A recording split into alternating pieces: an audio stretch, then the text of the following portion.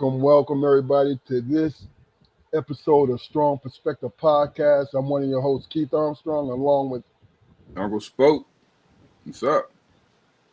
good evening, Uncle Spoke. Good evening to you, our audience, and look, our present and future audiences. Mm-hmm. Glad to have you. I pray that our conversation is a quality conversation in which you guys gain some insight about who you are, and also maybe we'll teach you something. I don't know. No, I think I can teach a little bit of something to somebody. A little You know what I'm bit.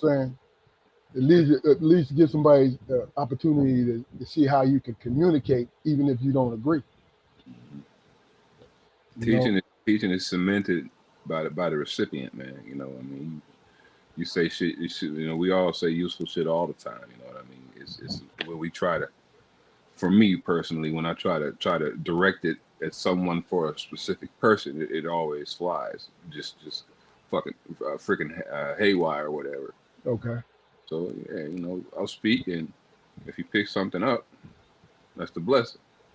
Yes, indeed. Yes, indeed. All right. Well, let's do a little bit of housekeeping. This is Strong Perspective Podcast. We're on YouTube. We on YouTube strong. We've been at this for the last 3 years, and guess what? We're gonna keep going at it. And our 15 minutes of fame is about to pop. So y'all go ahead and hop on this train. We could say that you was there, and so you could say you was there. Mm-hmm. So they can say you was there. You feel what I'm saying? All you got to do is people in the chat, hey, throw your question up, comment on anything that what we're talking about, and and let's just have it. You know what I mean? So please go like, share, and subscribe on at our YouTube channel, and we will appreciate you, and we try to answer everything that you guys put in the comments back in on the channel. So continue to do that, Mm-hmm. and go punch me in on TikTok because I put in the shorts. Look, we trying to be multifaceted, faceted, faceted. You know what I'm saying? Mm-hmm. With that being said, Jaquari, how was your day today, sir? It was full, man. It was full and busy. A little, excuse me, a little more busy than I like my Fridays to be. But it's been a long time. It's been a long time since I've been able to dictate how my Fridays went. So that's the blessing right there. Okay, cool, man, My cool. my minor inconveniences or whatever, just they don't ruin the day, but they kind of stretch it for me. So I it was think it was a good day. I think the older we get, if we really concentrate, the bumps in the road, the valleys after the peaks, we're able to handle them. I don't think we're able to prevent them, but I think we're able to handle them. You know what I mean? You know how they say for men stand 10 toes, 10 toes, they're strong or whatever. You know what I Mm-hmm. mean? It's what it is. Many things is going on that I think we'll call this freestyle, freestyle Friday for Strong Perspective Podcast. Damon, our third host, is he's on another assignment, and it's an investigative assignment on how to be an Armstrong. So he has to be very, very meticulous and particular on it. So he'll be with us next week. And Damon, you keep doing your thing, brother. Absolutely, man. Your presence is missed, brother. Oh yeah, definitely, definitely.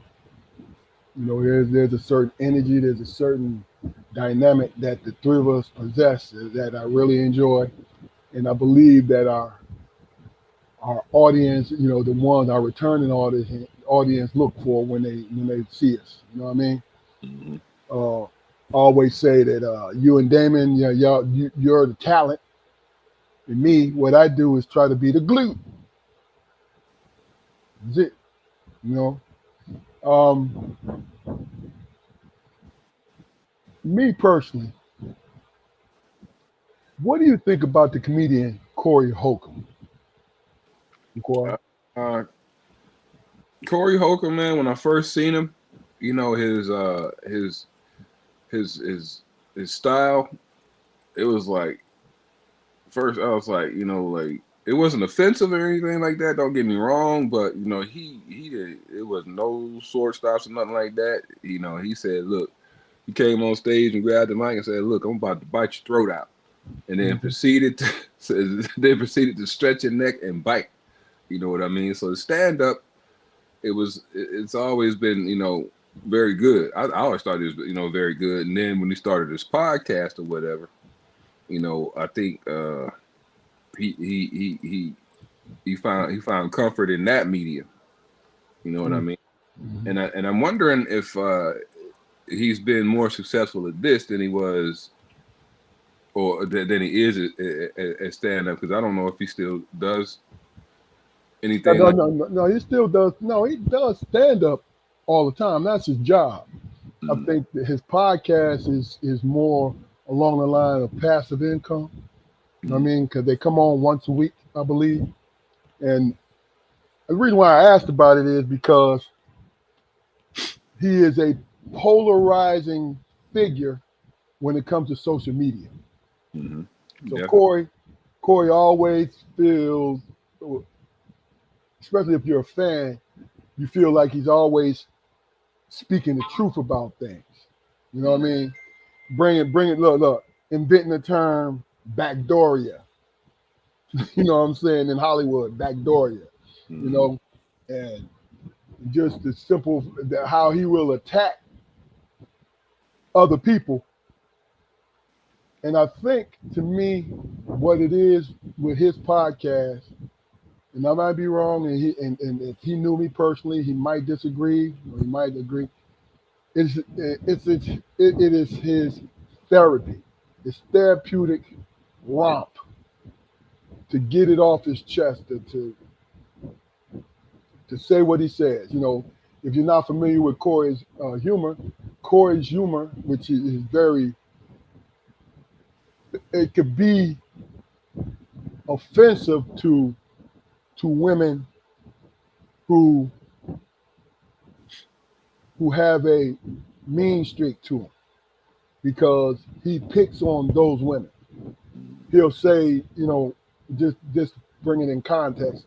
He'll talk about how he is savior to mm, impoverished women, mm, and he puts his comedic spin on it.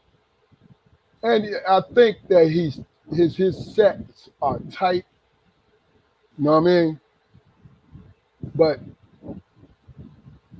I think that his core audience is the one who really loves what he does. I think he's funny because he has a great imagination in how he does it. Some mm, people think it's offensive, and I respect why they think it is. You feel what I'm saying? mm. But he is very the way that he constructs his punchlines. I'm like, damn boy, you funny. I'm laughing at this because you did a superb job to find the comedy in this. You know what I'm Yeah, saying? that's what stand up is, though. That is the art form of stand up comedy, man. You're subject to hear anything at a stand up, at a comedy show. Uh-huh. And uh, black comedians in particular, man. Hey, look, we've had carte blanche for a long time as black comedians, man. Yeah. Because male or female, we say things about the world that other other races can't do, can't say. You know, But without some kind of black backlash like uh, mm, guilt or black folks like, man, how dare you if you're talking about black people? You know what I'm yeah, saying?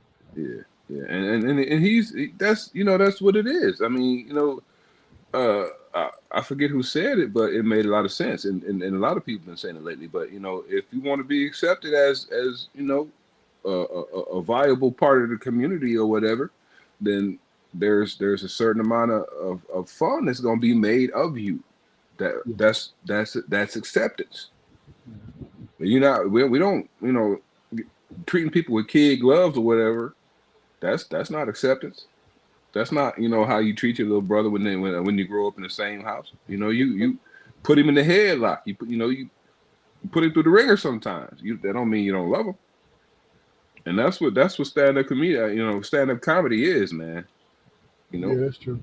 I mean, because you got to think about comedians. Like if I see Corey on different, and it's not picking on Corey, No. or we're not concentrating because, in a nutshell, trauma and pain makes some of the best comedians. Mm-hmm. Mm-hmm. You know what I mean? In our community, we look for a reason to laugh about our trauma. In my opinion, I think that's what we do. You know what I'm saying? It's not justifying it because I'm looking for a reason to feel better about being a downtrodden community. No. Oh, it's just more or less like, man, I gotta take the edge off. Mm-hmm. You sitting there growling about some shit. Then you watching a certain comedian, and the great communicator, Dave Chappelle, because that's what he is. He used to be a comedian, but he metamorphosized into a great communicator. This is what he does now. A great communicator that's funny. This is my opinion. That's funny every once in a while, but really hitting you with truth in a smooth way. But I think Corey's humor is funny because we as a community, what Kevin Hart say, laugh at our pain. Mm-hmm. We laugh at our pain. I think that in itself, is that healthy to you, Jaquar? Laughing at your pain? Absolutely not. It's not. What do they call that? It creates a cognitive dissonance or whatever.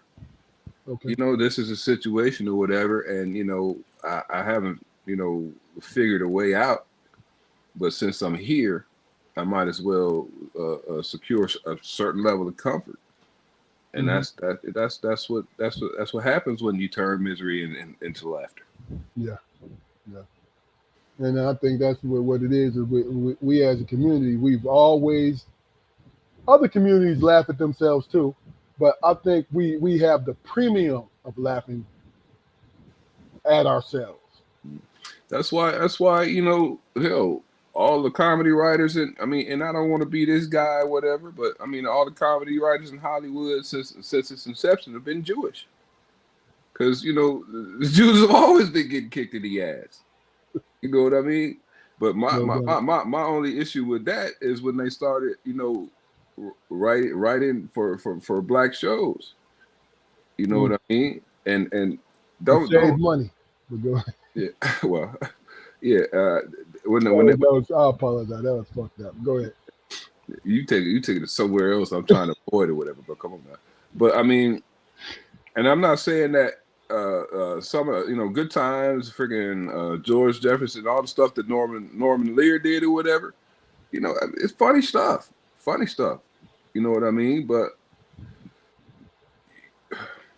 I don't know. Is it funny because we got to see, like the Jeffersons, we got to see a black family being affluent, right? And really didn't know how to do it. Exactly. That was funny when I first paid attention to it. It was funny, but it didn't change. It stayed the same throughout its inception or whatever. Good Times. James could have got a job. James was getting a job, but James kept getting laid off. Yeah, but it was never anything sustainable, man. Like it's you get a job at a car wash in Chicago. How long are you gonna actually work throughout the year? Not that long. Yeah, you're not gonna You work know, that. late spring, late spring. No, it's cool. Fall, all through fall. It's the winter that that kicks you behind, just like Michigan. You know what I'm saying? Yeah, shit, they get cold in the winter in Chicago. I mean, But you in the see, fall in Chicago, shit, because it get cold in the winter like in the fall in Michigan. Lake Michigan is a different monster, though. Okay, so us laughing at our pain, we kind of segue to that. You know, no, we haven't because really and truly, Corey Holcomb is talking about pain from Yeah. both sides. Mm. You know, black men dating women who they feel is not don't have their back, and black women depending on men who don't have their back. That's his humor. Mhm. You know what I'm saying? I So mean, yeah, go ahead. I think he's addressing the agenda of deficiency. I think because I mean it could be a scenario to where he's talking about sisters or whatever looking for the come up, and he's there to provide the come up, but it's going to be done by his rules. Because of those sisters being in a traumatic situation. Yeah. And basically, do you think all they talking about is commerce? Like, so Corey tell us, he willingly tell us, hey man, oh I'm single and I'm having my way with these women because they don't know what money and being treated nice is about. Mm. Thinking a happy meal is a good date. That's his comedy. You feel what I'm saying? Mm. So my thing is if you overanalyze it, because this is the overanalyzation, because the comedy is what it is. It's fun. It's an act. It's what it is, right? Mm. But if you overanalyze it, Corey's pretty much saying that he don't know how to have a normal relationship. So what he's doing is taking a shortcut into, hey, I got this shiny quarter. Mm. You're not used to quarters. You used to nickels and pennies. I got this quarter. And matter of fact, if you do me right, I'll bring a dollar or two around. Mm. You see what I'm saying? And that because it's like I said, not over analyzing shit because that's his comedy, and it's an exaggeration of a lifestyle. Mm. You feel what I'm saying? In my But it, opinion, it's sure it's sort of spark a conversation over there. yeah, it does. It does. Sort of spark a conversation because I mean he shines a light on exactly what your expectations are, in the dating world or whatever.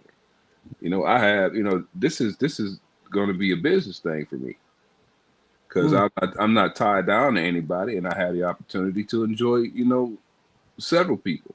'Cause, Especially if he knows how to pick them.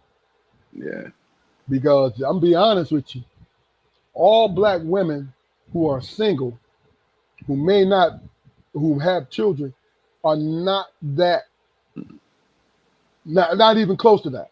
right. You know what I'm saying? What Corey in his comedy is speaking on is a very small percentage. I don't think people see that. They become offended because they feel as though he's insulting all black women. Mhm. And it's not making an excuse for him. And I wouldn't even say it's insulting it. I mean, maybe because you gotta kind of sort of appreciate his perspective. I mean, I get it. if you are dealing with a single mom, there's things that you're expected to do with no reward, with no reward. Which I think if you are a nurturing brother, and nurturing don't mean that you soft. If you're a nurturing brother and you see a woman with some kids, right, Mm. you take some groceries over there. You know what I'm saying? Mm. Without the compensation of the groceries, you're like, no, I don't want these children to go without because I'm dealing with their mama. You know what I'm saying?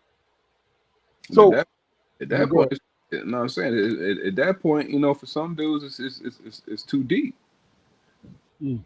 It's very hard to compartmentalize, you know, emotions like that for men in particular, man, because you know you are dealing with a mom and you know her children. Now, if you create the scenario where you don't have to see the children, then you know it'd probably be better for you. Yeah, But who can do that? I see what you're saying. That's. I mean, the mom, look, give the mom. It could be done. Give the mom a babysitting money. Yeah. You know, and and Uh, and and have rent money for that motel, that hotel, mm, that Holiday Inn. You know what I'm saying? yeah, but I've never known or dealt with a single mom who accepted that you know whoever they was dealing with at the time didn't want to have anything to do with the children. Yeah, I mean, and that's the truth. I mean, and I'm sure they're out there. Yeah, yeah, yeah. I'm sure Because they're out there. I mean, more than not the majority, but enough to be recognized. mm, You feel what I'm saying? mm, You know, I mean, it's the truth because I think uh, last thing, last comments on Corey. I think he feels a little persecuted because he stands on his comedy, and mhm, plus he has an opinion. See, this is what my problem is. Nah, it's not a problem. My concern when it comes to our community is we do not we do not play well with the folks who have an opinion that does not match ours as a majority. yeah, that's too You, bad. you, Yeah, I understand what you're saying, but that's too bad though. You know. yeah, but it's see, but that's the kind of thing that gets in the way. I'll give you a perfect example. Using Corey, his comedy, it exposes the extreme side of it, right? Say it's a brother and sister in that situation, and the sister recognized some of the things that Corey says. Hmm. In her mind, the next relationship, what she's going to do is she's not going to get trapped into that. You know what I mean? Then you got a brother, like I said, this is this scenario. You got a brother who thrive off of that because he just so happened to grow up in this little small town and he got a little bit of money, or he got, or the second thing that is attached to that in little small towns or small parts of the city, he has a reputation in which women will feed off that reputation, or he got a little bit of money that he's willing to share. Hmm. He realized that he may be overdoing it, and really that he started off looking for quality, but then he took that shortcut and oh man, look, she nice looking, and all I got to do is treat her good, and she's scheming like yo, all I got to do is just make sure he come back. Hmm. So they're both tugging at this thing, and he says to himself, you know what, man, I just got to slow down because before you know it, I'm gonna be that old head who at a bar or who at this who only have money to offer to that little 30-year-old woman, and she playing you, but guess what? Them dollar signs. Now this is all exaggeration. Those dollar signs is following you. Look, all right, I'll come and spend some time with you. Hmm. We'll do some heavy petting. I'll make up an excuse. Hey, I pulled my hamstring, sir. We can't do this right now. You know what I mean? Like, Hmm. whatever it is. You know, what I mean, you and I, we know all the scenarios, but the point is that comedy may wake people, might spark something to awaken people. from the rep that they're in. I mean, even outside of that, man, you know, he has a very large following, very large following. So the things that he talk about, people experience, Yeah, you know. And I've never heard him, you know, talk about having a jealous streak or anything like that. So you know, it's what it is. You know, he buy he pays for what he wants. yeah, Is that right? It's not my place to judge, man. Shit, I spend my money on black and mild on cigars all the time. hmm You know? And I know people who hate smoke. But that ain't gonna stop my wheels. yeah, yeah. I think that if you're gonna be that way, then you have to quit being sensitive to how people feel about you. Mm-hmm. And that's kind of like the vibe that I get from him because he when somebody responds to him, he'll be appalled, then he'll attack him. You know what I'm saying? But no, man, that's your comedy, dude. And you talk about freedom of speech. You know what I mean? That adds to the mythos of Corey Holcomb because you know, he's a comedian. He's hilarious off the fly. So he don't give a fuck who attacks him. Yeah, He wants the confrontation. I think that's why his podcast is as successful as it is because yeah, he's always gonna have material. that's true. Always gonna have material. Just being who he is. Yeah, You know, and he has the opportunity to survey his kingdom when he's on his when he's on his podcast, and he says what he wants to say.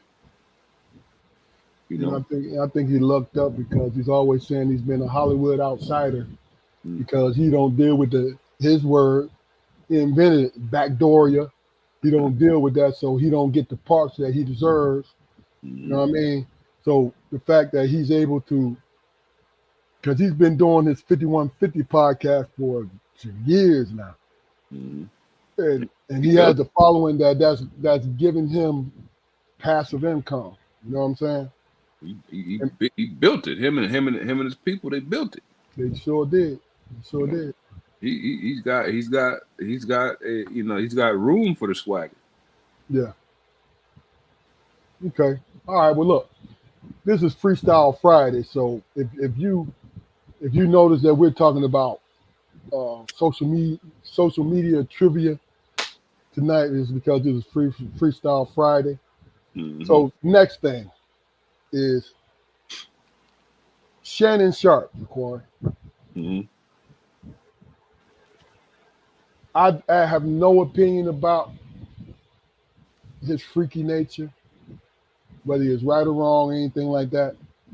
I just think the crazy thing about it is just the life lesson in it. It's like this man was on a gigantic high. Mm-hmm. You know, Cat Williams, he and Cat Williams came together and did an explosive interview that was funny. Mm-hmm. It was a stand-up set on Cat Williams' part, right? In which he sprinkled some truth and exaggeration into it, and it was just funny.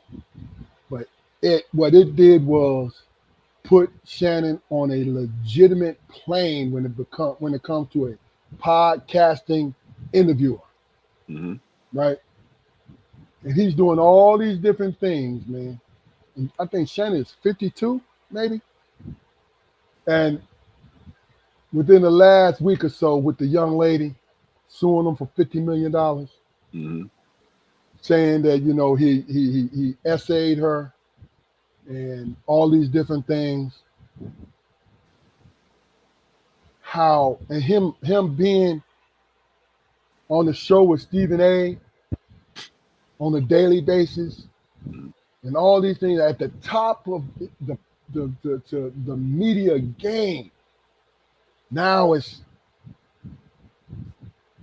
because of his private life. Because this is what it is. It's his private life. Mm-hmm. He didn't lose everything, but he lost a lot though. Because I think, and I may be wrong, but I think ESPN finally let him go officially. You know what I'm saying? And I'm getting to the question, Corey. I just wanted to give a little bit of background. Because you know, I don't know. You know, basically what's going on for you and anybody who didn't know. Shannon is being sued by a young lady. I think she's about 22, 23 years old for suing for $50 million for SA, right? Say it one time, sexual assault, but SA is this young lady, and she set him up on a phone through a phone call, talking about supposedly this is what Shannon is saying, allegedly talking about Shannon saying he's going to choke her in the recording, but that's his. Shannon says that's what he paid her for, because she's the OnlyFans model. That's what he paid her for just that type of scenario. And they were on the phone and they was talking about it, and Shannon said it a couple times. I'm going to choke you when I see you, and this, that, and the other. And and you could tell that she was rehearsing it because she didn't sound authentic as she talked. You know what I mean? This is my opinion about it. So her lawyer released that. And Shannon excused himself from ESPN for a while until he got all this stuff straightened out. Allegedly, he offered the young lady $10 million. She turned it down and said she wanted $50 million. Her and her lawyer. It's the same lawyer who tried to sued Puffy and also sued Jay-Z. Jay-Z, they end up dropping that. So the question is, people were saying he had no business being with that young girl. People were saying that they think he's guilty. People are saying a lot of things. What is your take on the situation? I mean, I haven't avoided the story or anything like that, but I don't have any interest in it, man. It's like when everybody was saying that, questioning the sexuality or whatever, I haven't paid attention to that either. I mean, it is what it is. Shannon Sharpe, I mean, I'm proud of his accomplishments, man. He was a dog, man. Shannon Sharpe is a dog in the league.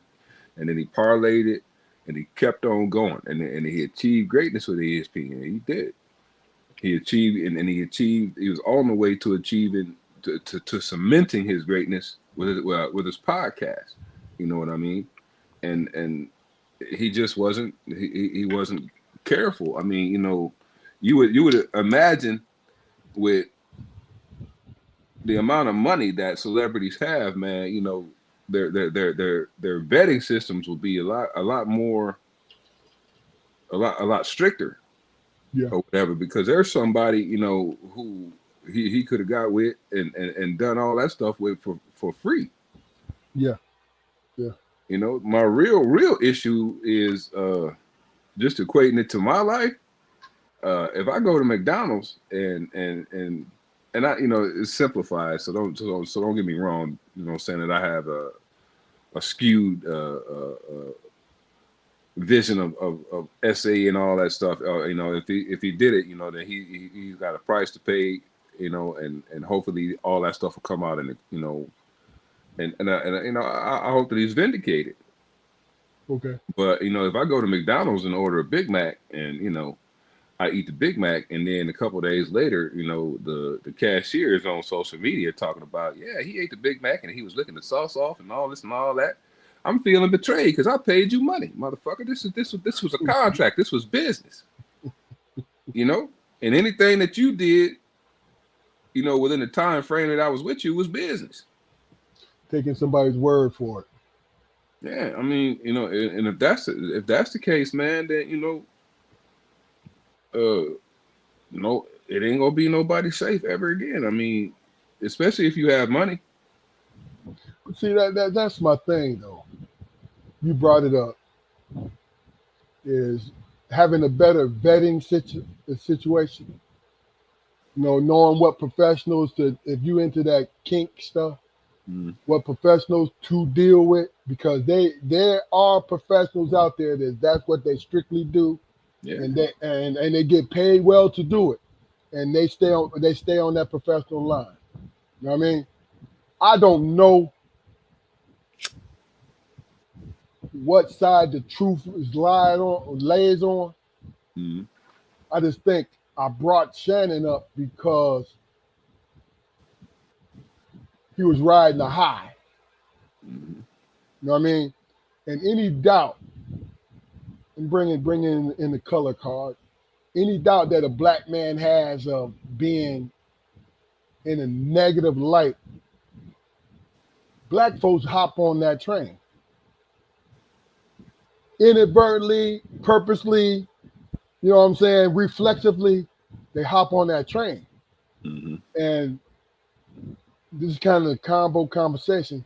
Looking at and what I explained about Shannon, why do you feel that we're willing to think the worst of people on one hand, and then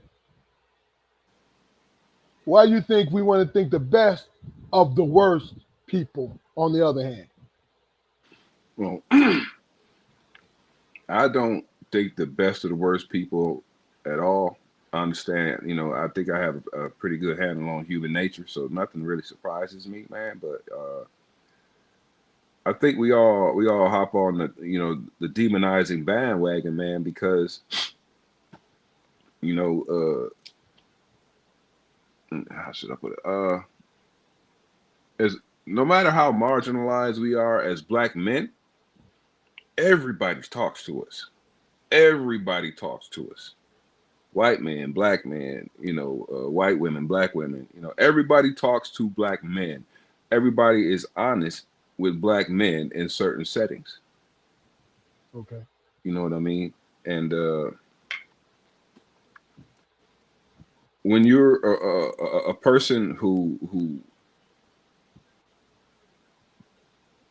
is capable of bringing out somebody's darkest secrets during a casual conversation, then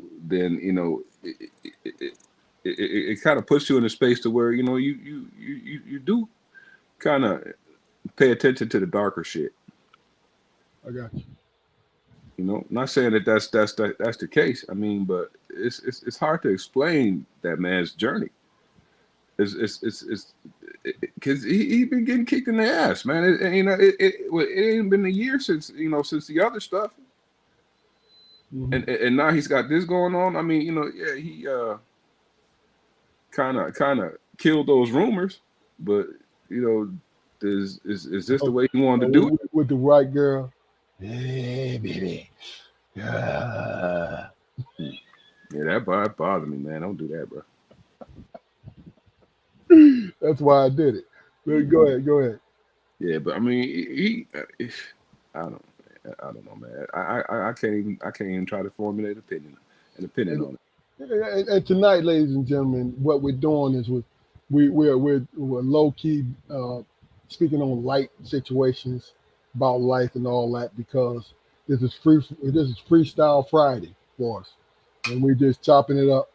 Because I'll be honest with you, I'm interested in the social media part of celebrities, but I don't live and die off of it. Meaning it's not that important to me, where in which I'm going to be appalled unless it's a murderer or a rapist. You know what I'm saying? In every category of a rapist. Unless it's that thing right there, then I'm like, yo, something needs to be done. But when it comes to a consensual situation, I can't. I look at it, I address it, and I move on.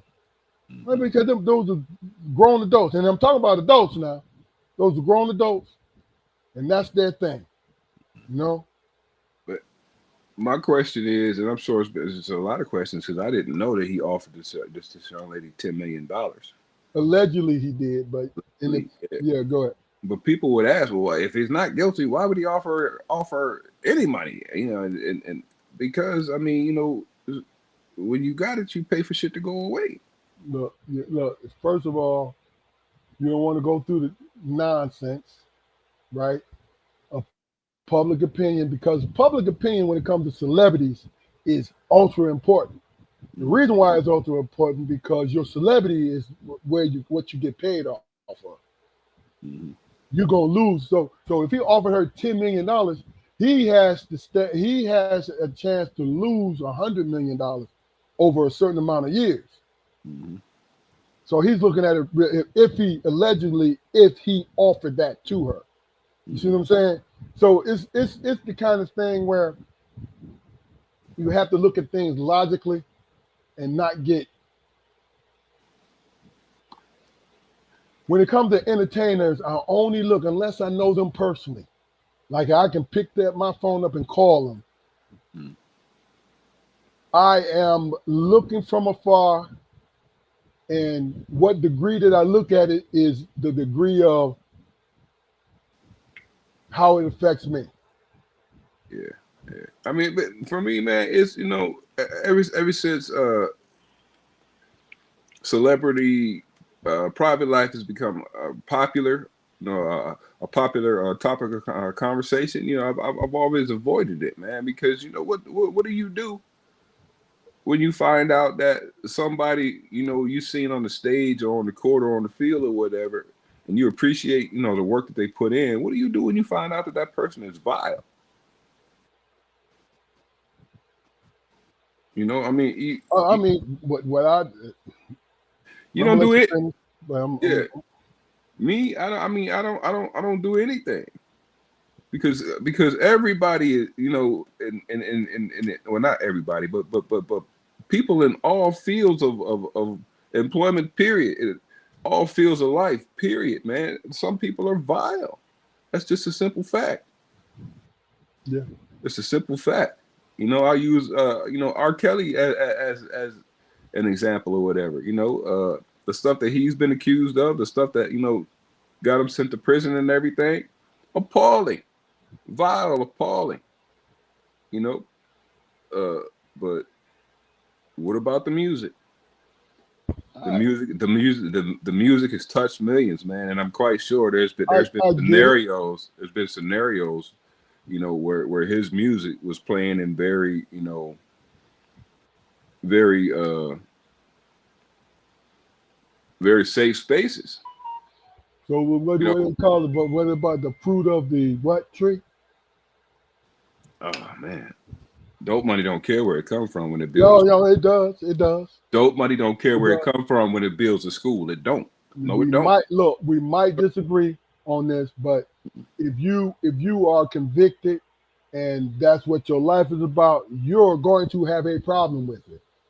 You brought up R. Kelly, right? I stopped listening to it.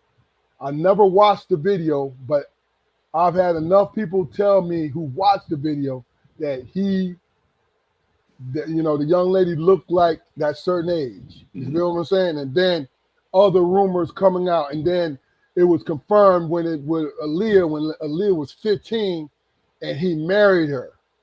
You understand what I'm saying to you? I stopped listening to his stuff on a personal reason. Everybody else, I didn't have a problem with them listening. But on a personal level, I stopped doing it because I'm like, bro, I can't do that because,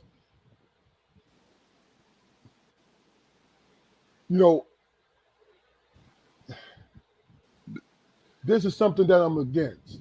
You know what I'm saying? I don't care how wonderful like with Michael Jackson, when all those things was coming out with him, right? I shut him down. I don't care if he's king of pop. I don't care if he makes grown men cry at concerts and shit like that. I don't care about that. It's just my own personal opinion.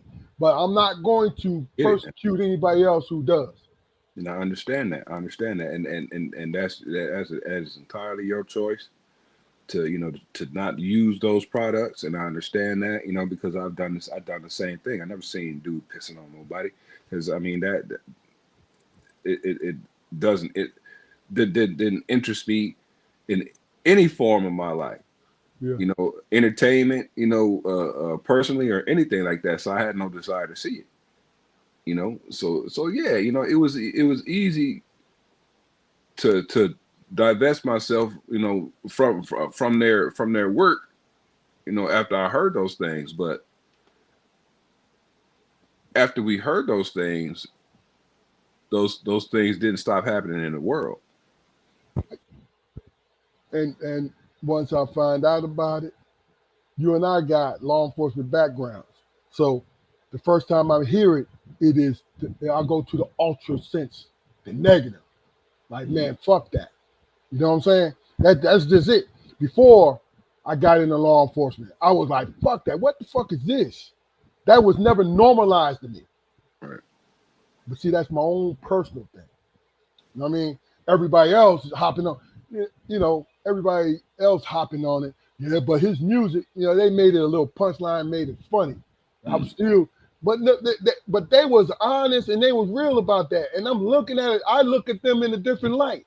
The comedians and women, I look at them differently.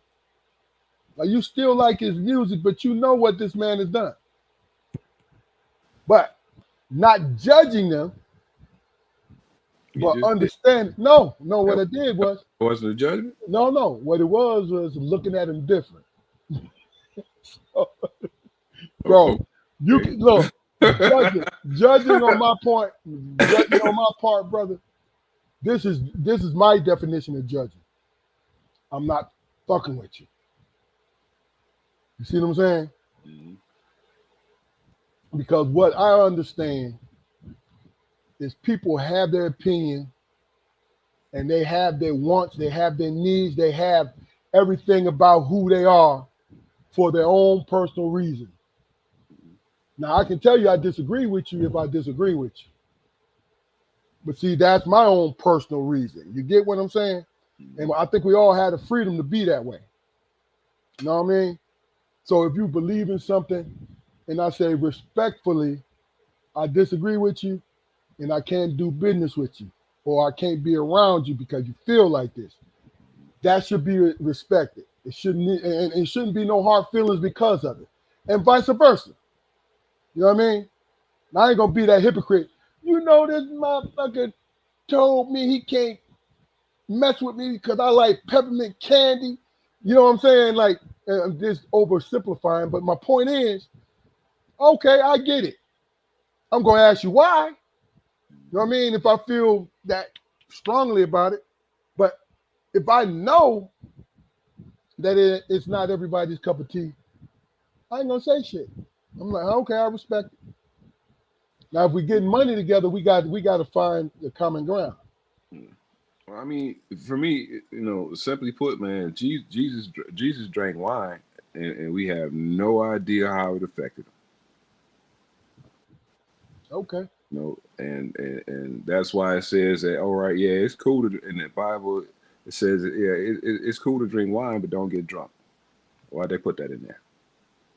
Mm-hmm. You know what I mean? Snapping them fingers, bro. I think alcohol does several things, but one of those things is the truth tries to push its way out to the surface. It don't always succeed, but it does. Mm-hmm. And I think that the church put that in there because, when the peasants, I'm talking about under the popedom. Now we talking about some shit now. Mm-hmm. Under the popedom, when the peasants got drunk, they looked around them because alcohol is a depressant. They looked around, they saw the truth, like, oh, the fuck on, what? You know what I'm saying? Mm-hmm. So it's a control thing. I'm reaching, but it is what it is. You know how significant, and this is strictly personal opinion, just through observation or whatever. But I wonder how long, like, the Pope has the Pope always dressed in a white robe. And the reason why I asked that, man, is because like during like the medieval evil days, if he did dress in a white robe, you have any idea how hard that is? Well, maybe look. First of all, wow, that's Do you have any idea how it is, how hard it is to have a white robe, a pristinely white robe and hat throughout history? it was look. It's gray and red and black, bro. That white robe stuff is modern day now because it can be clean, Mm. but really and truly, and movie wise, it's white robe. But Yeah, honestly, that's the only reference. honestly, yeah. Honestly, the clothing was a bland color because that's the only thing that they could. Because they would wear these things without bathing. They would bathe once a month, and that's from the privilege. You know what I mean? The peasants used to dive in the river and rub under their underarms, and then they keep it moving. You Mm. feel what I'm saying? But then we branching off. But I think I brought up Shannon because he may not fall no further, but man, he was in position as far as a celebrity is concerned Mhm. that he was going to, if he was about money, the money was going to really start rolling in. But if it's about being in the ultra click ABC and ESPN, he was there. You know what I'm saying? He was Stephen A's protege. You feel me? And And I think now, I think there's still room for that though. I mean, once he's past this, I think there's still room for it. man, this is a 3 to 5 year pass, bro. And they're gonna ease him back on the ESPN probably in about 3 years. Being optimistic too. You feel what I'm saying? Because when it comes to this Disney and ESPN, they're about what makes sense. The dollars make sense. And people are like, oh man, that's his private life. Yeah, but it's about money. Yeah. It's about the money. You mentioned Disney, man. I mean, if what's going on, Cuz? What's going on? Cuz, what's going on, baby? You mentioned Disney, man. If there's any entity on the face of the planet that should not have like any issues with image or fucking morality, it should be Disney. I'm sorry. But that's the whole point, though. There was no social media when Walt was alive. Yeah, but they still. I mean, you still have things that are documented. I get it. I get it. You know. Okay. Since we on this sports thing, Shador Sanders. Hmm. You need me to break it down for you? You have the gist of what's going on. Yeah, I got the gist of that. Yeah. Okay. Now, just real quick, Shador, who was projected to be like at least top 5 quarterbacks in his draft class, didn't get drafted to the 5th round. In your opinion, and it's just your opinion, and I respect whatever you say, why do you think Shador got drafted in the 5th round instead of the first 2 rounds? I mean, it wasn't in regards to football. Okay. Was it his dad? More likely, but this is sports. I mean, the sins of the father don't count.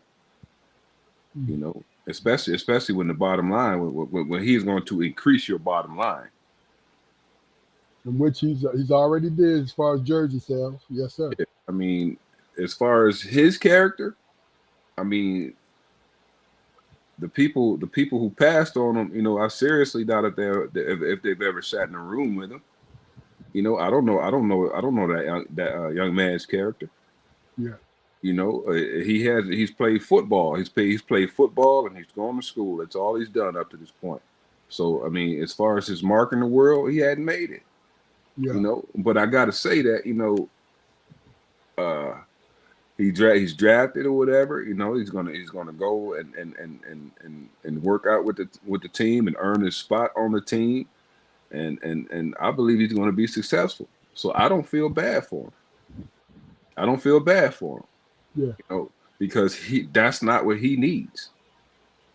He doesn't need us as a community to feel bad for him. But when he started kicking ass, you know, because I have no doubt that young man is going to start kicking ass. He's going to kick ass. You know, when that starts to happen, you same fuckers that passed, you know, what are you going to say then? Yeah. Y'all dropped, I believe y'all dropped the ball. I think you dropped the ball. You know, and you know, with the support of his dad, you know, because, you know, Deion not going to be coaching him no more, but he's going to be supporting him. He knows how to support a superstar. Yeah. He's done it for years in professional locker rooms.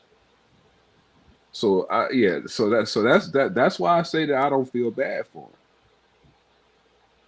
Because shit, he's already his sports career has already been eons more better than mine. You know what I mean? So I'm not talking shit on that. You know what I mean? It's just unfortunate, man, that, you know, because he 22? He a child, man. He a child. He a child, man, and he got the weight of the fucking world on him because of sports. Yeah. Yeah. Come on, man, that's not fair. It ain't fair. And fairness, you know, we, you know, as Americans, fairness hadn't factored into any of our scenarios, you know, since the inception of this country. So I get that, I understand. But, you know, if I'm on a professional platform or whatever, and I'm doing an interview, and you come out on stage with me and wrestle me down and put your foot on my neck, and people see that shit, people see it, and they still don't fucking acknowledge it, man. You know, when my shit blow up and I no longer need y'all, you know, that shit's gonna be sweet. Yeah. It's gonna be sweet, man. And he's gonna be writing his tickets just like his daddy writes his tickets. I feel the same way about LeBron James' son. You know, he's going to find something when he finally gets to the league. He's going to find something that he excels at.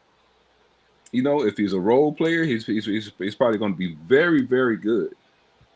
You know, and he's going to have a level of success, and you know, whether or not he chooses to, you know, thumb his nose at his naysayers or enjoy that success with some grace, that's going to tell the story right there. Yeah. You know, before I go, Stacey Chauncey says, "What's up, cuz? Never been in trouble. We teach our children to be confident.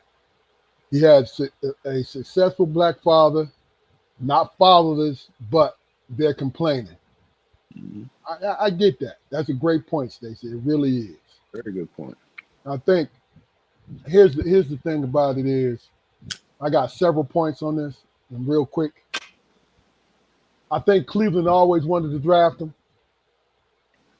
and this is no shade on Deshaun Watson, but the Cleveland got all that guaranteed money hanging over their head because of Deshaun Watson, because he's always getting injured.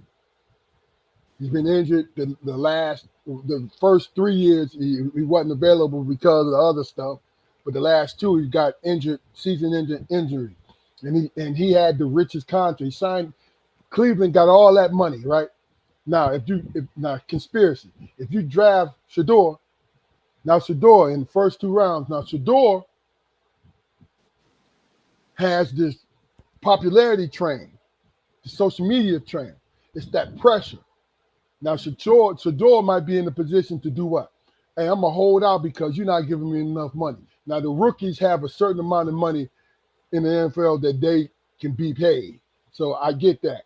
But they conspiracy wise, they didn't want to take a chance. They didn't want to take a chance on. They didn't want to take a chance on Shedeur.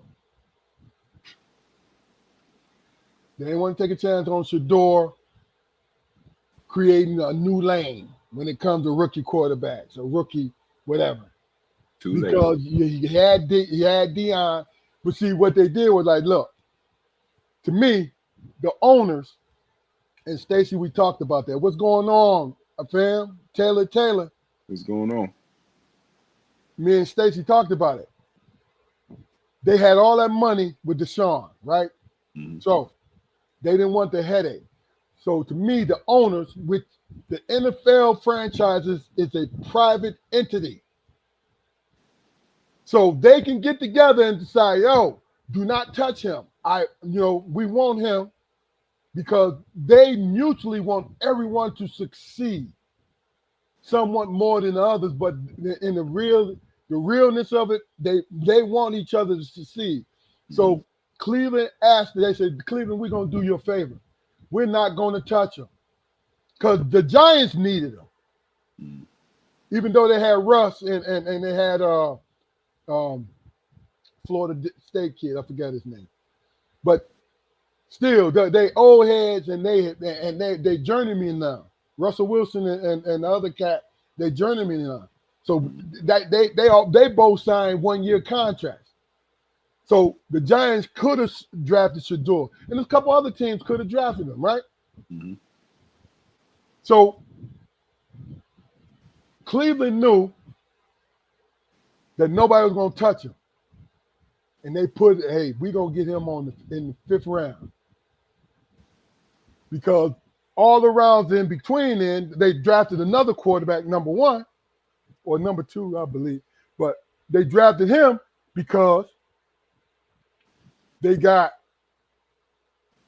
the 2 old heads up there, Deshaun and the Baltimore guy, Super Bowl guy. They have him up there. They ain't gonna be there.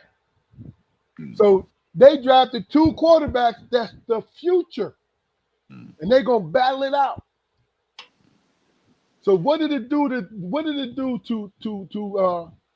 Shedeur? I seen Shedeur, and your brother Damon pointed out to me. I seen Shedeur's face when he got that call from freaking from Cleveland. Mm-hmm. He was elated. People said, no, Deion told him to be grateful. No, I saw gratitude in that young man. Mm-hmm. That somebody picked him. Yeah. You see what I'm saying? And you know what, man? I mean, and I don't know how much it really, really matters, but people say, ask why he went so late in the draft or whatever. They want to put it on his dad or whatever, man. I think it's because he already had money. And who the fuck wants to deal with that? Who the fuck wants to deal with that? He's coming in. He's empowered. Right. He is empowered. For 2 years in a row, he was earning $3 million a year. What are you gonna do with that? What are you gonna do with that? You don't have that leverage on it. He wasn't born the son of the son of a sharecropper. That's real. That's number 1, and number 2. He is amassed a small fortune as a non-professional athlete. There are certain things that he's going to ask for. There's certain expectations that he has, and he should ask for and because he knows. And yes. he should. Yes. That's my take. Yeah. Now, and I'm not pocket watching him or anything like that, but he got it. Yeah, he got it. So all he's looking to do is take over a program and win Super Bowls. That's all he's going. He's not looking to buy his mama a house. That's real. Because his mom offered alimony, she already got her house. Yeah. Even though she tried to kill his dad. No, I'm leave that alone. Oh my God. Oh my God. I'm just adding some comedy in it. And that's the thing. You brought up a good point. Jaquari, that it was a negative against him because he had confidence. You feel what I'm saying? He had confidence, bro, because his dad was a millionaire. He didn't have to struggle. You know what I'm saying? Because once he moved from Jackson to Colorado, the endorsements and the NIL came into play. He had money. They held that against him. If it's a conspiracy, Yeah. if it's a conspiracy, they held that against him. Now, let me throw this in there real quick. Then I want to read this comment. Shador has his father's confidence, but he doesn't have his father's charisma. So speaking on the interviews, how they said, oh, he came in there with the chains on and his hat backwards. They're informal freaking interviews, first of all. They always been. Some people prefer to wear suits, but the majority of the people was in there, they came in with sweats or whatever. It's just an interview. After the game. You know, holding against him, holding it against him because he is blessed with privilege. You feel what I'm saying? And it's like, okay, are you throwing this out here because you understand that he was getting ready to get dicked as far as the draft is concerned? Because they're like, oh yeah, you know, Shador lost $40 million. He didn't lose shit because it wasn't guaranteed. Yeah, he didn't have it. So I mean, he didn't have it in his hands. But he got drafted to a team that he has a chance to become a starter and a solid starter in a conference, which is a monster conference. So they better build up their offensive line because they already got a great defense, right? But they better build up their offensive line. You know what I'm saying? So they hold. It's funny. It's more so in our community. When a kid if a kid don't come from struggle, that's a negative against them. And see, that's the thing about it is, it shouldn't be unless he displays that. Meaning, your dad and mom might have given you everything you wanted growing up. But when you step on that court, when you step on that field and you're a dog because you want to be a dog, has nothing to do with anything that you've been given in your life. But guess what? Our community has always been what? Always looked at being marginalized. It's an anomaly, man. You know, for me personally, it's an anomaly, man. When people find success, you know, through hard work, and that extra fuel that fires them. That, you know, shit. You know, I grew up in a house so we ain't had no phone. The gas was cut off all the time or whatever. When that's not a part of their story, then, you know, I can't particularly relate to it. You know, and I'm not saying that's a good or a bad thing or whatever, man. You know, that's a personal thing that you look for. Yeah, people I agree with you. people love to see that struggle, you know, it equated to something that in their lives. Like the American dream. You and I started in the same vein, and even though we don't know each other, I see you because God gifted you with the powerful mind and the ability to do a certain thing in my favorite sport. I can relate to you because we started from the same place.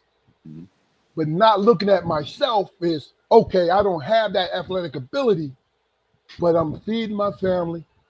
We're living. We're happy. I might have to work a little harder than you, but I am happy. You know what I'm saying? So my thing is, I split down the middle. God blessed me with unbelievable strength, size, and ability, right? But also being even though both our parents worked, being impoverished.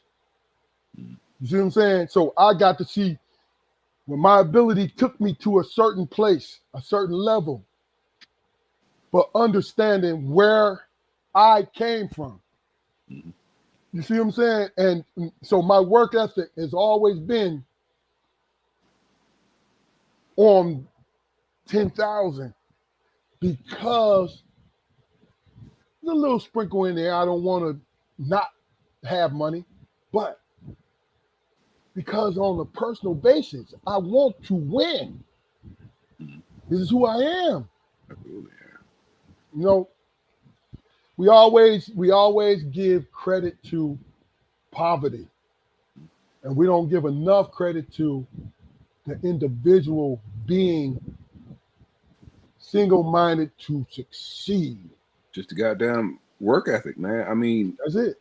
scarcity is always equated to control. And when you're dealing with a person who who never had to work past scarcity, and they're basically even on a level playing field as you, how do you address that? I get it. How do you address that? You apparently you try to kill it in the crib. Yeah. But the $40 million and all that. I mean, shit, and he got that already. Like, I mean, you know what I mean? Like, if you don't have it, Ja'Cory, guess what? Guess what's gonna happen? He is on a fucking road to it. he's gonna get it, and And, that's and what. look, he can get it just by having a good manager and good investment, and he can have it. Yep. And that's all. I mean, I think. Oh,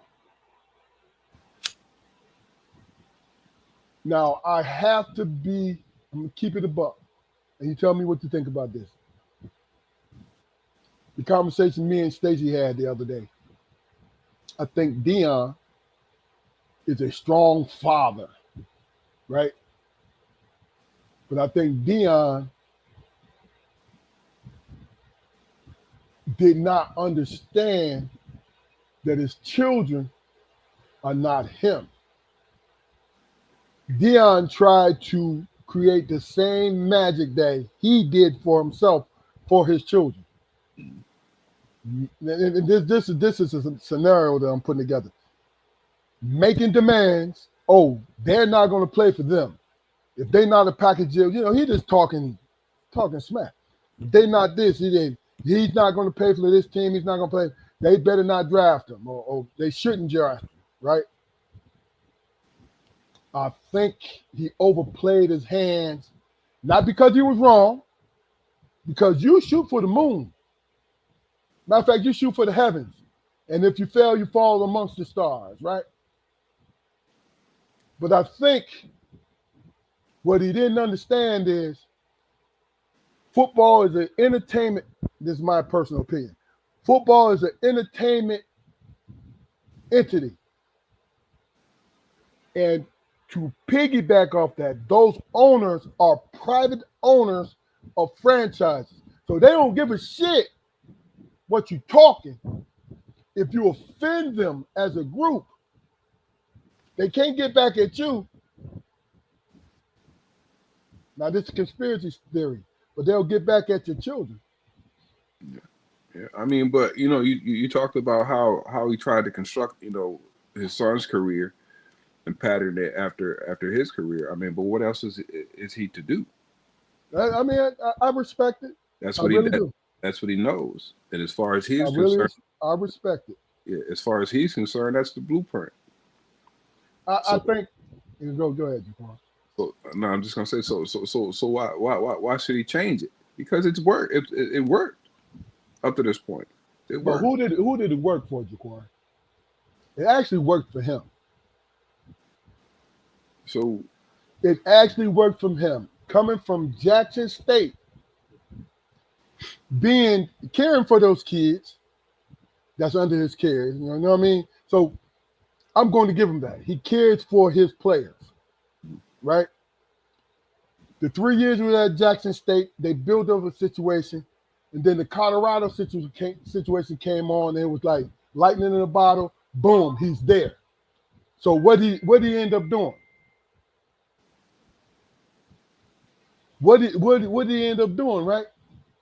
He ended up thinking that it's a group thing, but it's individual. Dion, this is your sons, both your sons, Shiloh and Shador, and Bucky with his, because Dion Jr.'s media situation blew them up even more, right? Travis Hunter, in which you took under your wing because he trusted you, right? From the giddy up, he trusted you. I think Dion made the mistake that there was all a package deal, but really and truly, it was him. Dion, this is you. Colorado, this is you. They are the talent. You feel what I'm saying? Because this is not a reality TV show that y'all in, even though y'all made it that way, and all of them got really truly compensated, which I love that. But no, this success right here is because of your persona, your celebrity. So when you go up to the NFL, Dion, you have nothing to do with that.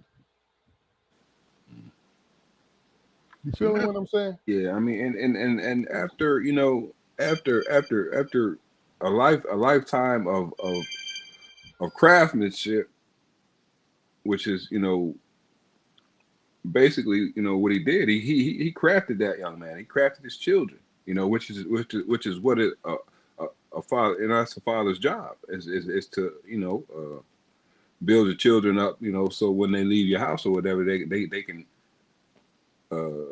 grab it as much success as they possibly can.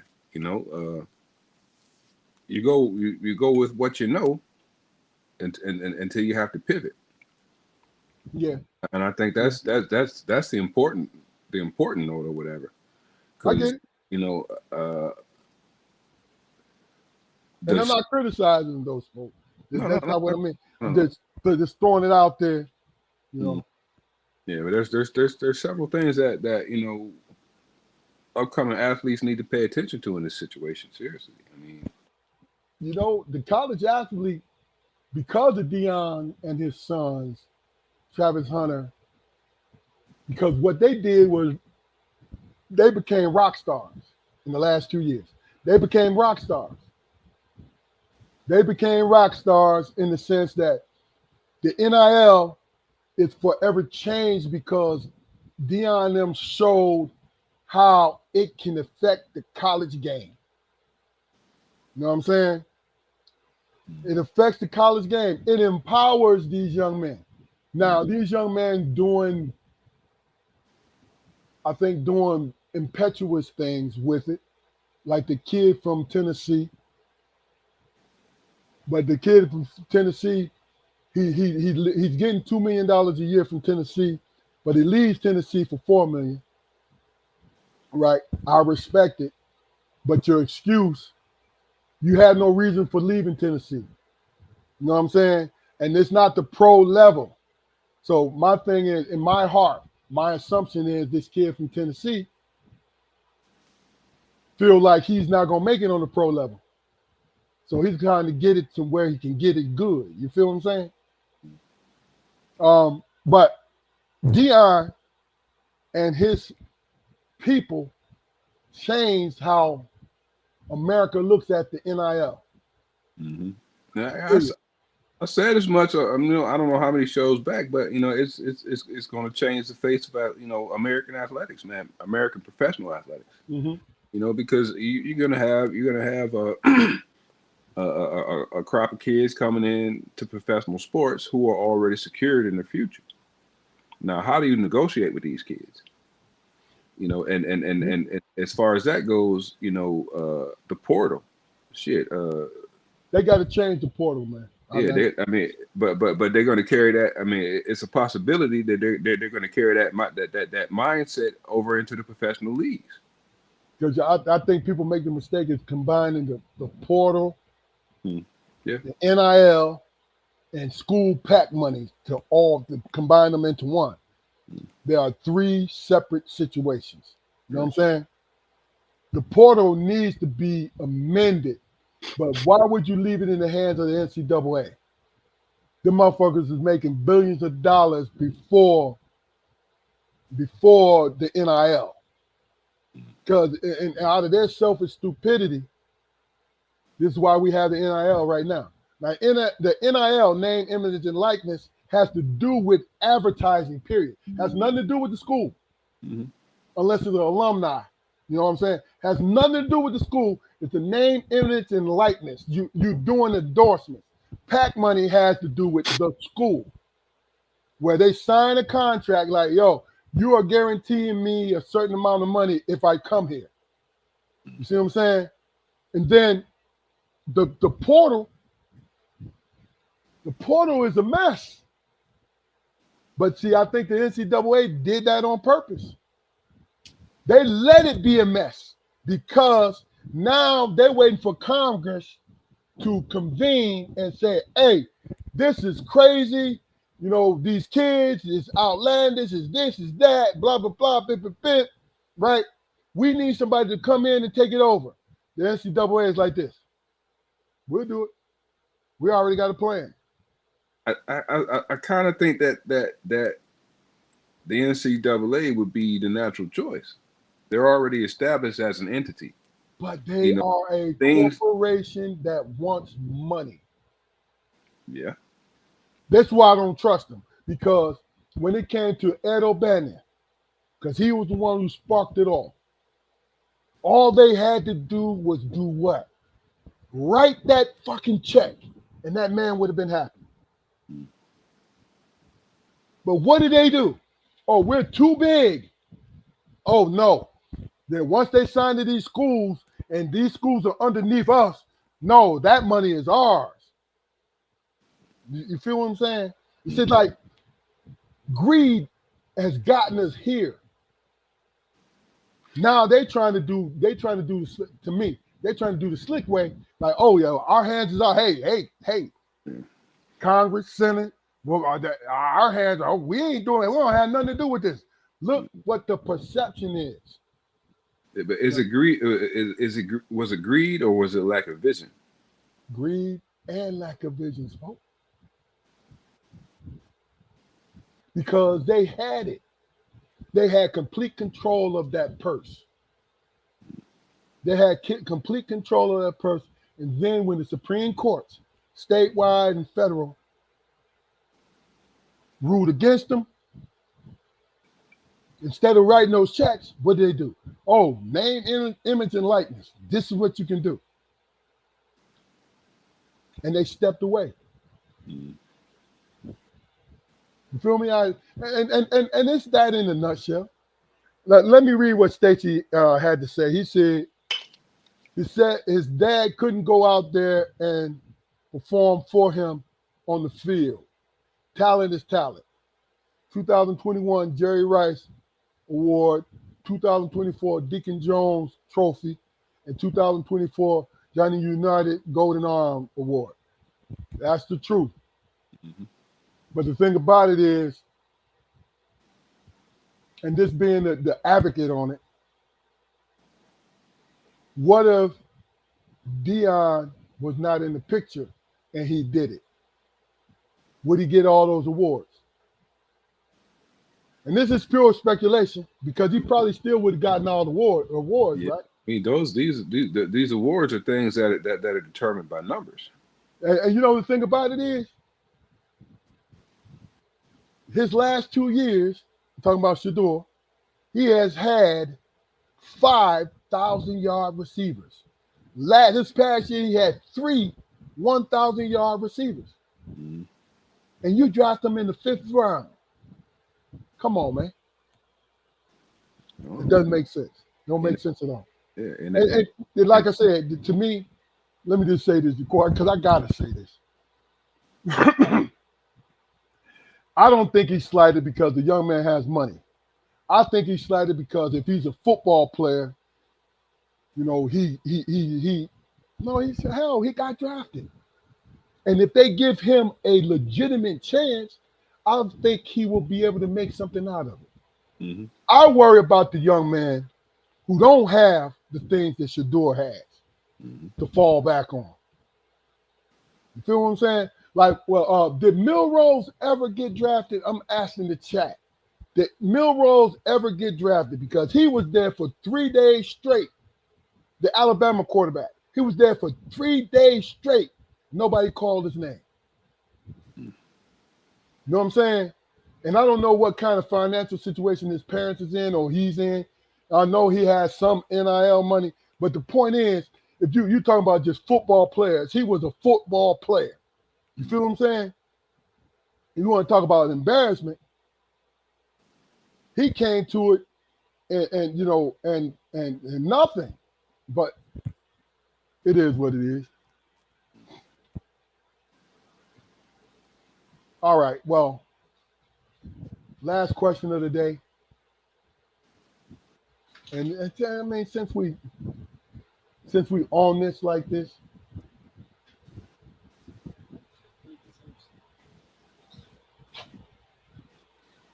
Jaquari, we're gonna come to you.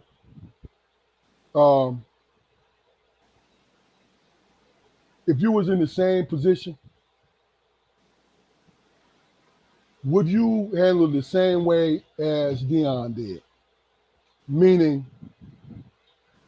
trying to give him every situation that he can give to his children. Absolutely.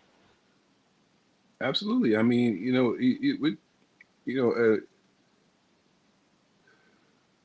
I've only heard you take Bill Gates, for instance, or whatever.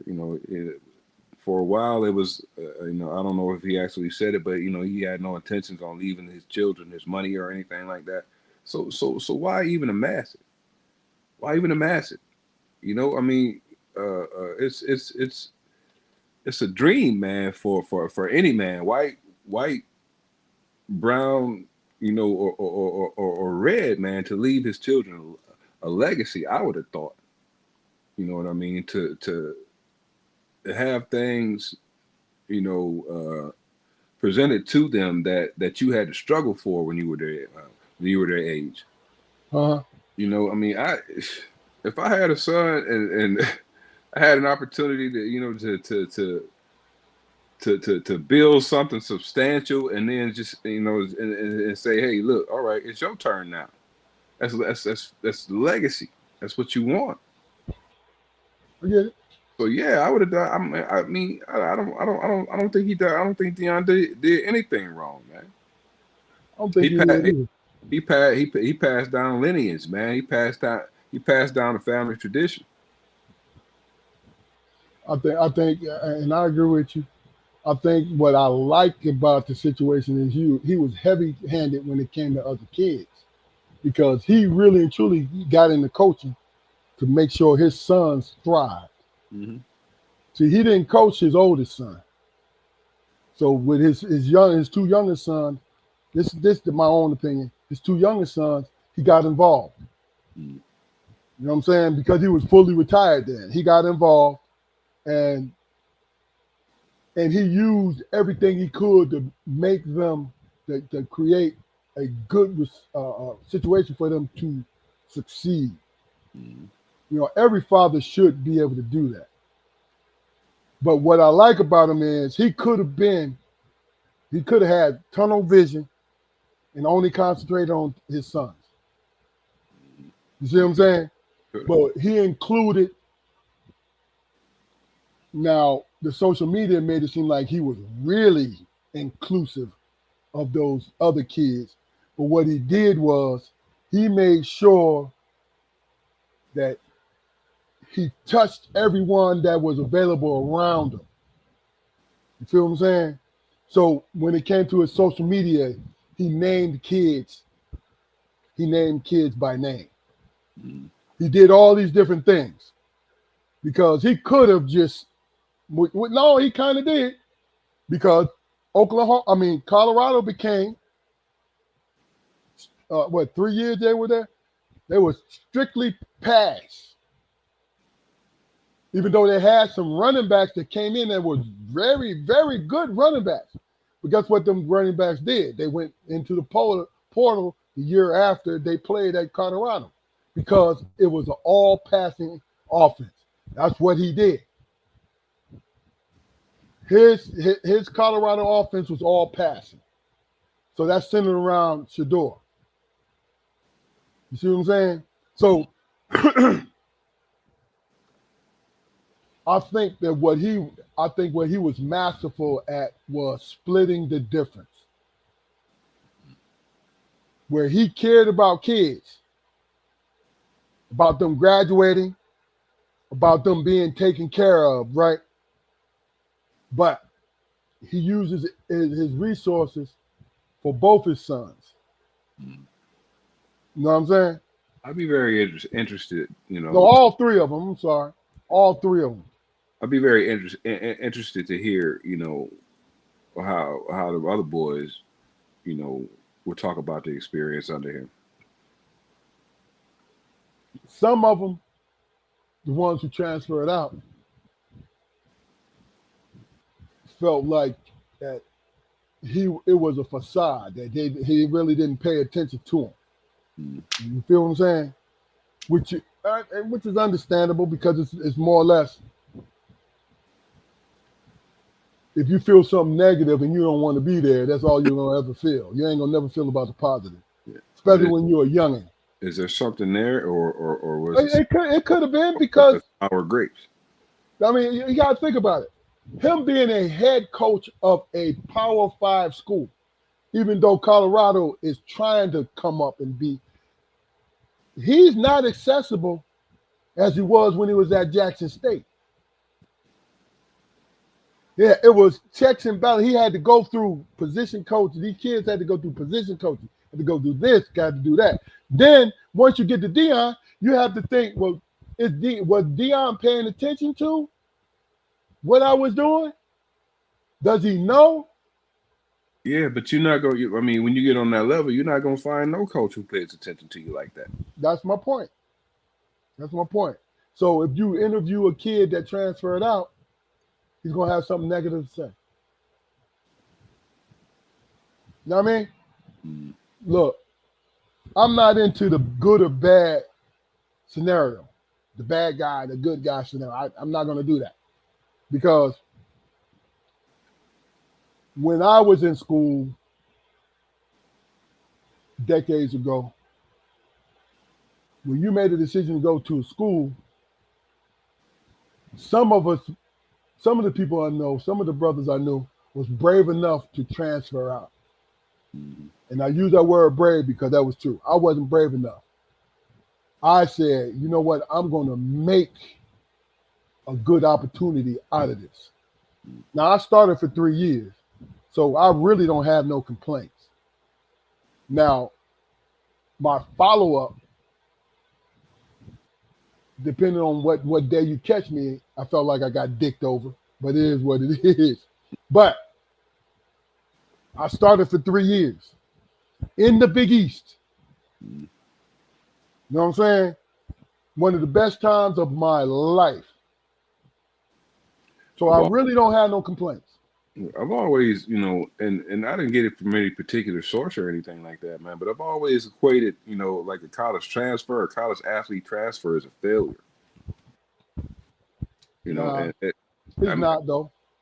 No, I'm not. I said that was personal, and I don't have any particular reason, and maybe my reason is because, you're supposed to stick it out. You're supposed to, all the hardships you're going through and all that, is going to build character. Man, fuck that, man, because there's some place that you can go and play ball and go to school and not have any of this goddamn turmoil. Dumb shit.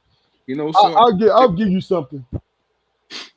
3 good friends that I know transferred from Pitt and became professional basketball players. You understand what I'm saying to you? Mm-hmm. Transferred from Pitt and became professional basketball players, 1,000-point scorers on their team, their college teams, because they found the fit, the perfect fit for them. Mm-hmm. So just to speak on that, I agree. People always felt like you failed. because you got the fuck out of there. But I always thought it was bravery because you knew Yeah.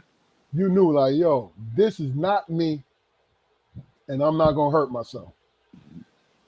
And I'm not. I didn't get that mature. I didn't get that mature, Jaquari. I really didn't. You know what I'm saying? I'm like, you know what? I'm gonna make lemonade out of this.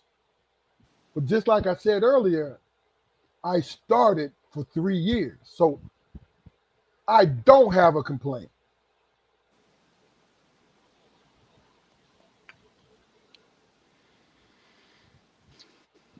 All right, brother. I think it was a great discussion. Mm-hmm. You know what I'm saying? Stacy, Taylor, appreciate your comments. But man, y'all came right on time. Edwin, you came right on time. You know what I'm saying? Sister-in-law, I have no idea. Y'all must have some, you and my brother spoke, must have some kind of signal or something. But my point is, I don't know what you're talking about, bro. no, it's in the joint. Here's the last comment in friend of the show, KJ. Said, not failure. It's a blessing to have an opportunity to possibly find a better place if that's what's necessary. That was how it was and how it should be. Transferring for a bigger NIL bag has tarnished the privilege. I'm laughing, KJ, because if you, yes, I agree with you. It's too early for me to say that I disagree. I mean, but let me just say this though, KJ. If it's about business, going for that bigger bag, that's great business. You know what I'm saying? But if you on that collegiate stance, and the man had no reason to leave Tennessee, he's a starter, he's getting paid $2 million a year, and this is not making judgment on him. I'm just trying to figure out if it's about commerce or is it about college. You know what I'm saying? Now you can mix it in with both, but shit, bro, honestly, that $4 million look great, but if I'm 20 years old, 21, and the school is actually giving me, not giving, my contract is guaranteeing me $2 million, and I'm on a squad that's in the SEC. Why the fuck do I care? Yeah, I'm really apprehensive about how long they're going to have that money, man. You know, that's something about that, you know, this situation that really bothers me. You know, and again, I'm not pocket watching, man. I'm not pocket watching. But you know, is there any entity, you know, who are going to take the responsibility to teach these young people financial literacy? But we're worried about their grades and whether or not they're eligible to play. But we don't care about the money that, you know, the large amounts of money that we give them to sign on with our schools. That's where the NCAA is dropping the ball. They could do great things. They could do great things in that situation. They could. Look, okay. Just like, okay, Marcus says the ease of transferring is a gift and a curse, right? And then KJ says in the comment, you know, I'm all about college. That speaks volumes because you're about college. You understand what I'm saying to you? Now, really and truly, the majority of the people who grew up without money, parents was working hard, working their fingers to the bone, right? They're about commerce. Like, yo, I am here to make my life and my family life better. You feel me? If it's up to me to get the right CPA, so I pay my taxes so the government don't come in and get and find me more money because I'm too young to even think about having fucking taxes and being put in that tax bracket. Understanding that tax bracket. Because look, yeah, these young kids don't know, and their parents don't know, Jaquari, and their parents don't know, right? But does that mean you don't go out and try to find out? No, it doesn't. It doesn't. I mean, I think it's better. it does. Yeah, it doesn't mean you don't go out and try, but it does mean, man, that you educate yourself on all facets of this goddamn thing, all of them. I get it. I get it. I get it. And that's the thing about it is what college sports does is they kind of cut the parent out. I know it personally. They cut the parent out Mhm. where you're grown, so we don't need to be talking to your parent. I know my oldest son was told that by a coach, and I had to sit a coach down and say, "Hey, my man, Yeah. was that the same way when it came to your parents?" He looked at me, red faced, and said, "No, they was. Yeah, I know they were. Mhm. But guess what? You speak to my son about his decision making. Yes, he should be able to make his own decision, but we should be an advisor to him Yeah. I mean, because he still needs us. for him to even make that statement is predatory, man. It is. It's a measure. It was a measure of control. Mhm. It's what it was. You know what I mean? Because look, with our parents, Jaquari, everything that came down the pike, I got on the phone and said, "Hey, listen, I'm doing this, I'm doing that, da da da da da. This is what's going on."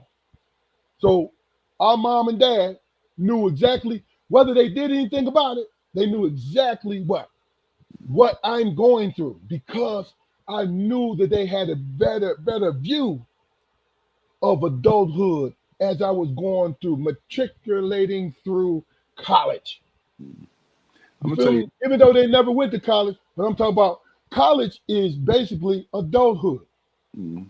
I'm gonna tell you what, man. The few recruiters that I had, come past the house and sit in the living room, man, I didn't talk to those people.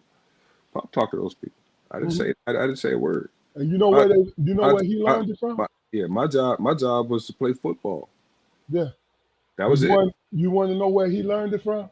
Because when I was being recruited, they came in, they're both sitting in the living room. These recruiters, because of stereotypes, only spoke to our mom.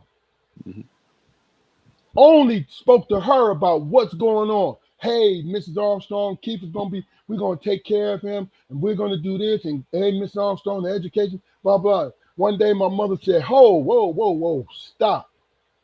She did that to every recruiter, especially when they were white. She said, "Hold on, my husband has exercised a lot of patience with what you're doing. Yeah. He has not said nothing to you. You want to know why? Because you are directing things that he addresses. So from now on, she did this for everyone who came in who did that. This is the same speech. She said, he is the person you need to be talking to right now. You know how many red faces I saw? You know what I'm saying? And I'm going to tell you the crazy thing is the one coach who came in, and all your old folks, old head folks know who I'm talking about, was Rick Majerus. Mhm. He was assistant coach at Marquette University. Then he coached the University of Arkansas. Mhm. He looked at my father and spoke to him the whole time. He looked at our dad, spoke, and our dad, when he was done, they became fast friends. And every time he called the house, he spoke to him first. Mhm. But that's. I mean, I'm gonna step on the toes, but that's manhood. I mean, like Yeah. I got several coworkers, right, who are female, And I talk with my work, we interact at work or anything, and everything like that. But if I was to see them on the street, I'm coming and I'm talking to I'm talking to their man, their husband or their, you know what I mean.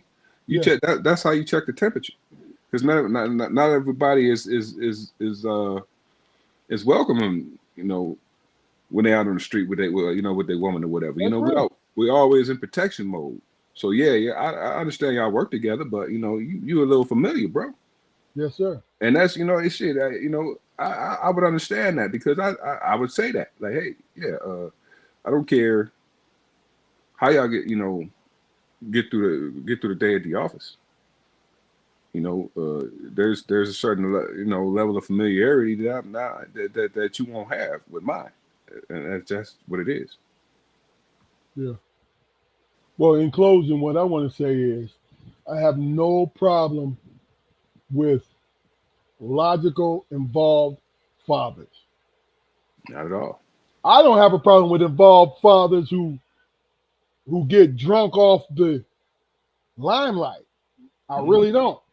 But logical fathers, understanding that they need to guide their sons to the better situation for their sons, I have no problem with it. I have no problem with mothers, logical mothers, the same thing. Mhm. Because that's our duty. You know what I'm saying? That's our duty to our children, to put them in the best situation we possibly can. But also in the meantime, we need to understand what's best for our child. So Dion, other than, and let me just say this before I get off. I've always admired Dion's confidence. Now, he got corny when he was playing. He got corny with his videos and shit like that. But I had no problem with him going after the bag. But I always thought that was corny. He You feel did me? what he wanted to do. Yeah, I mean, exactly. Exactly. he was who he was, and being who he was, Yeah, he got disconnected from regular folks. That's what happens when and you that's become real. a celebrity. That's real. I mean, why you think, I mean, Jay-Z wanted to go, as far as music goes or whatever, but the music he's made, within the last 10 years, nobody can relate to, because we're not fucking billionaires. That's real. We're not fucking billionaires. And he can't come down to the goddamn liquor store and hang out. So how the fuck is he? Not with somebody contemplating robbing his ass. Yeah. So how does he keep his ear to the street? He can't. He So can't. he's Not left. anymore. Yeah, he's left up to his own devices, and in regards to creating art. Mm-hmm. So he's got to go into his Basquiat phase, because that's what the fuck because he's Yeah. probably He looking to ain't got buy no them. choice. He probably looking to buy them shits. He ain't got no choice. He ain't got no Yeah. choice to So beat Basquiat. See, and that's the thing about it is, his hair is too perfect though. mm, To be boss, too perfect, man. I look at the picture, I'm like, come on, dog. Please don't tell me that's a damn wig. But it is what it is. I'm just trying to be funny. But if it was a wig, I guarantee you couldn't get close enough to snatch that motherfucker off. and look, here's the You thing. know what I mean? I really don't care. Yo, do your thing, brother. Do your thing. Mhm. But last words for the night. KJ, Stacy, Marcus, thank you, brother. Edwin, thank you. Appreciate y'all, man. For real. Y'all came through and y'all gave us some great, great responses. Absolutely. Last word for the night, Jaquari. Hey man, sometimes it ain't broke. Sometimes it ain't broke, man. You can apply that to anything. It ain't broke, but it don't fit you no more.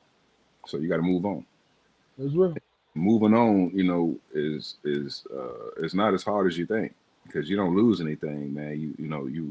You gain when you grow, or you grow when you gain. There you go.